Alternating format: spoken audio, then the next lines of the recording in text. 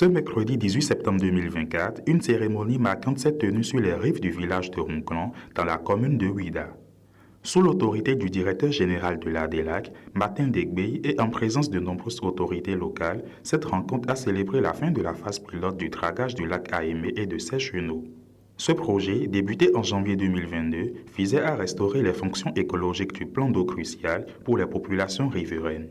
La sacralisation des réserves biologiques et des mangroves de Palétuvier, supervisée par les têtes couronnées et les autorités religieuses locales, marque un pas important vers la préservation durable de cette zone. Nous sommes ici au carrefour Djondji-Ronclon, justement sur les rives du village de Ronclon, zone dans laquelle le gouvernement a entrepris le dragage pilote du lac Aémé et ses chenaux.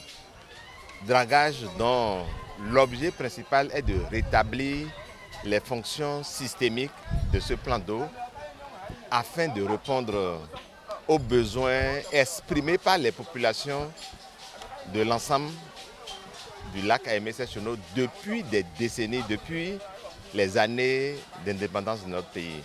Nous avons donc achevé cette phase pilote sur environ 235 hectares avec des profondeurs variant entre 6 et 7 mètres au niveau du plan d'eau.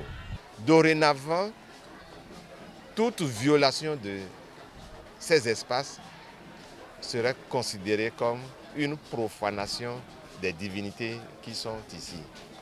Et le principe étant acquis, vous avez vu les têtes couronnées de Possotomé, de Dekamé, de Wedemé, le Okraholu et Dagbokounon qui est arrivé avec nous pour superviser ces opérations parce que ici, Ronclon, c'est un carrefour important où les 3 rois que sont le Okraholu, le roi Zounon de Gézin et Dagbokounon viennent faire des rites qui consacrent leur autorité sur ce plan d'eau. En sacralisant ces espaces, comme l'a rappelé Sa Majesté Laté Anagonu Ayolomé, roi de Possotomé, les divinités lacustres y apporteront leur protection, assurant ainsi la reproduction des poissons et décourageant toute forme de pêche illégale.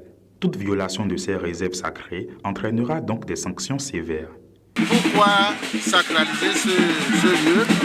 Même avant le dragage, cela existait. Et vous savez, le sacré est respecté. Bien que ces points où nous voulons sacraliser aujourd'hui sont plus profonds, mais sans être sacralisés, les pêcheurs vont s'entraîner et aller pêcher. Du coup, en le sacralisant, il y aura la bénédiction divine. Les divinités lacustres arriveront à poser leurs mains sur ces points de réserve et la reproduction des poissons, il y en aura assez.